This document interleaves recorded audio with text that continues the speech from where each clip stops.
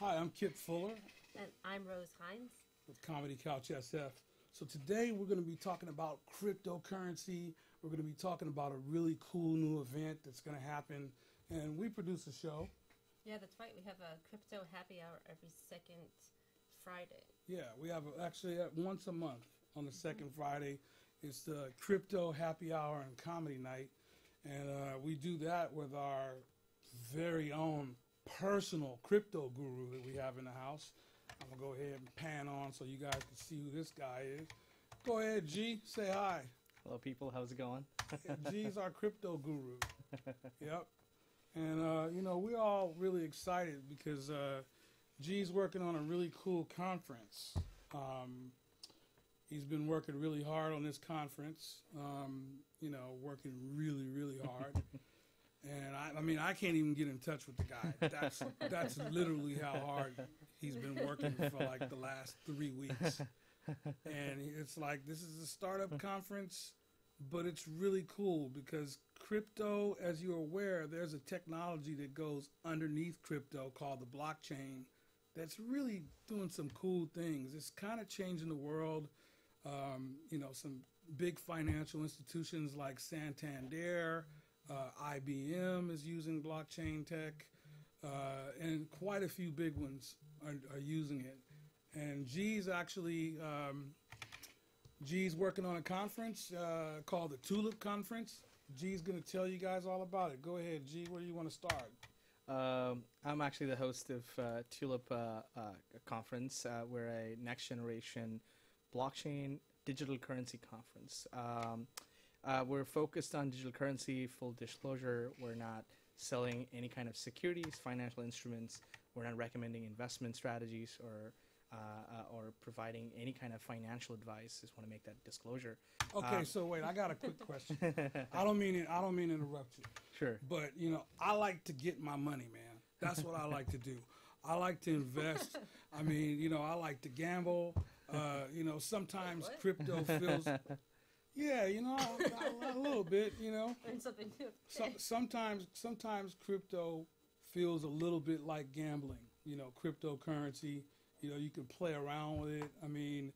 So what I want to know, G, is are you going to have something for people who want to learn about the currency aspect of this? Absolutely. That's the whole aspect of this conference is that instead of you hearing some YouTube personality talking about cryptocurrency, we're going to get academics, we're going to get traditional investors who have been in the traditional investment space, financial space, kind of coming together and truly understanding what this asset is, right? So people don't understand, really nobody knows what this asset is. Some people think that it's a security, some people think it's a commodity, some people think it's a currency. So I think the idea is that get the best experts in the world, come together, understand what this technology is.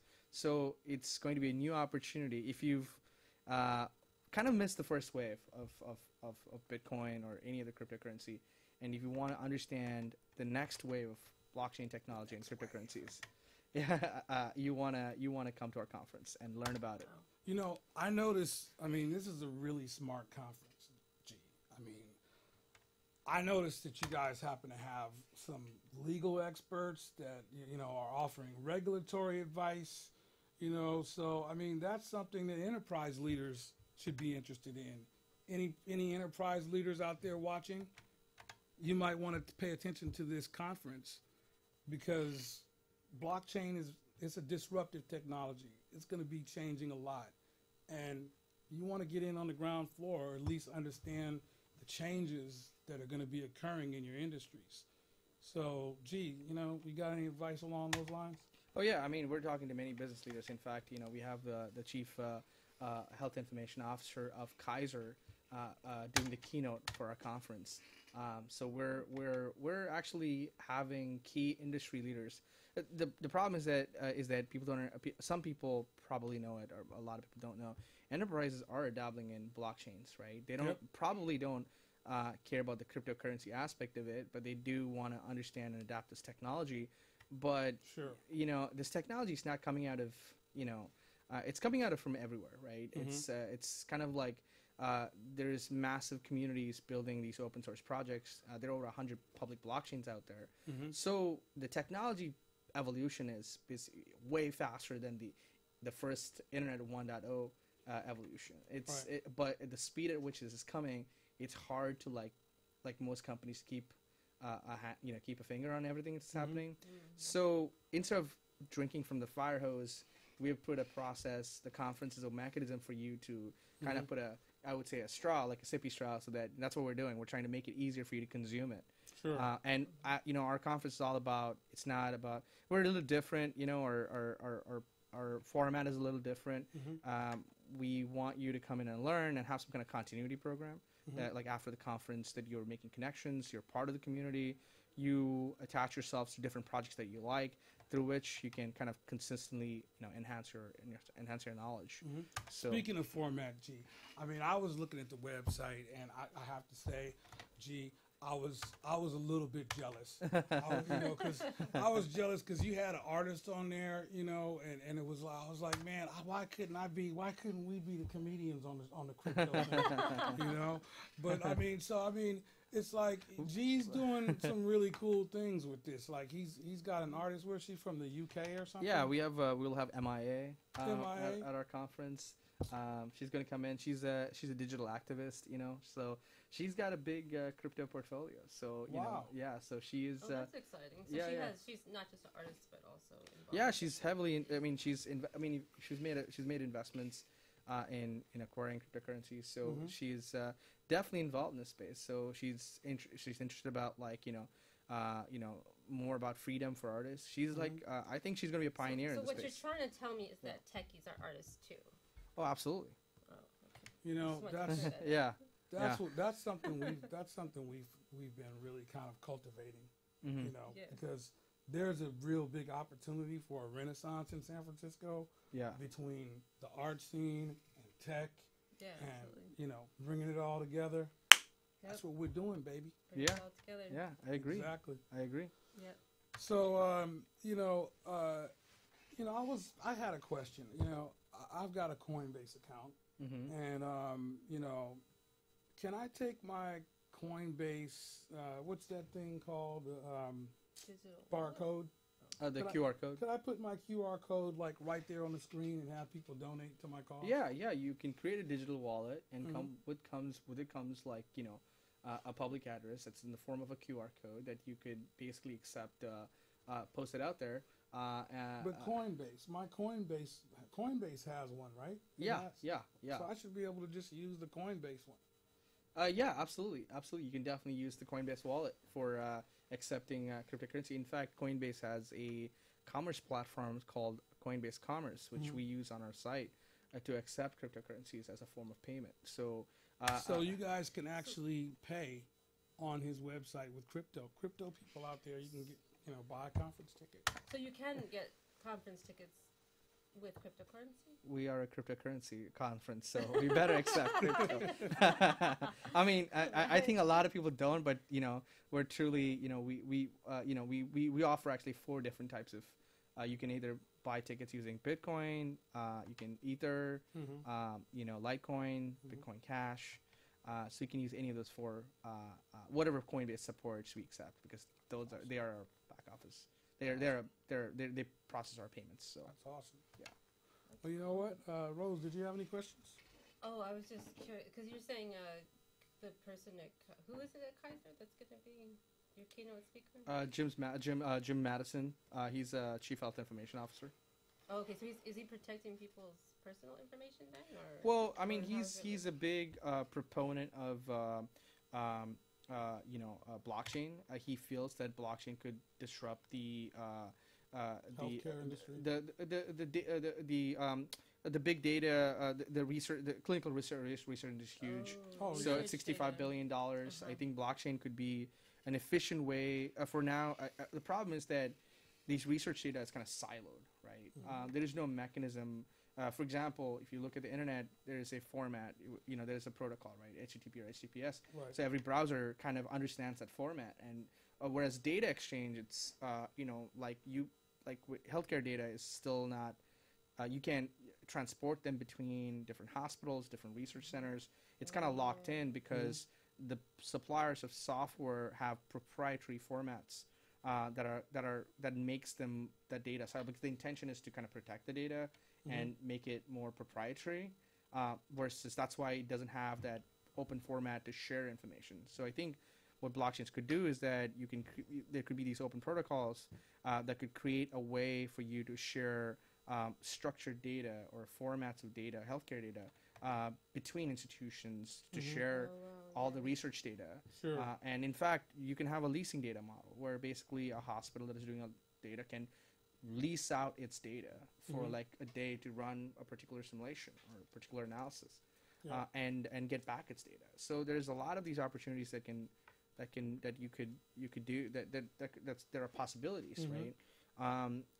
To make like the data formats more standardized and easily shareable to a secure protocol layer. That's amazing.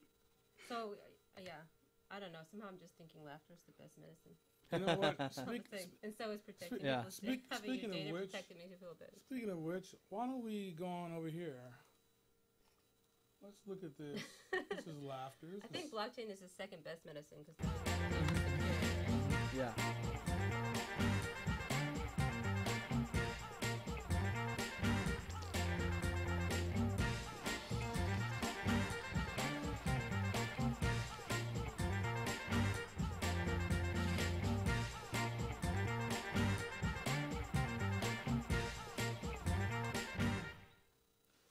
All right.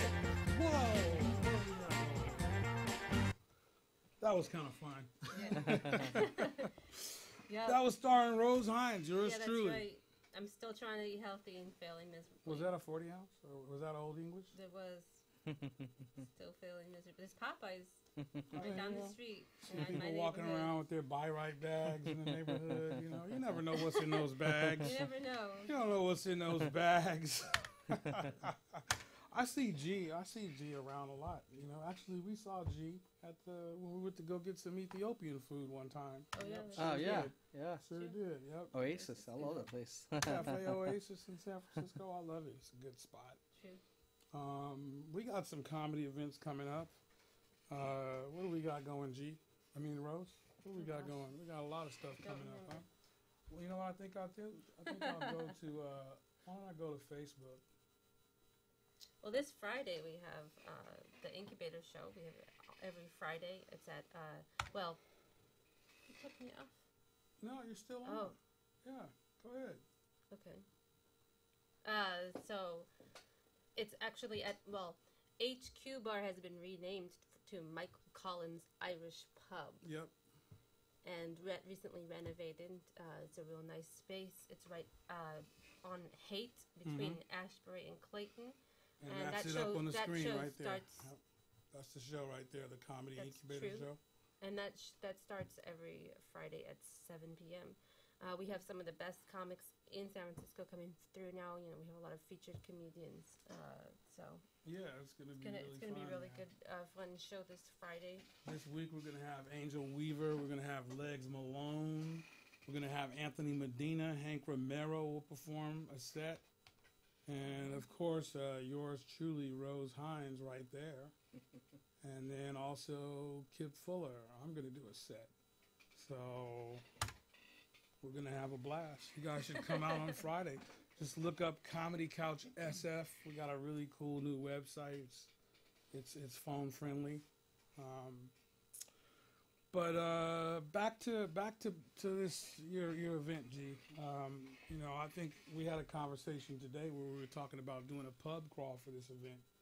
I think it'd be pretty fun. You know, get people out. I love a crypto pub crawl. Yeah, exactly. We'll do crypto comedy and crypto pub crawl. You know, there's a lot of people. This event's going to be for everyone. So actually, I forgot to mention is that we're going to be doing a airdrop. Wow. Yeah, so if you've never held a token before, we're doing about 1 million token airdrops across multiple projects. So you get free tokens. These things could be like, you know, kind of like a what do you call it? Something you could keep, like a tangible item, a novelty, or they could be valuable.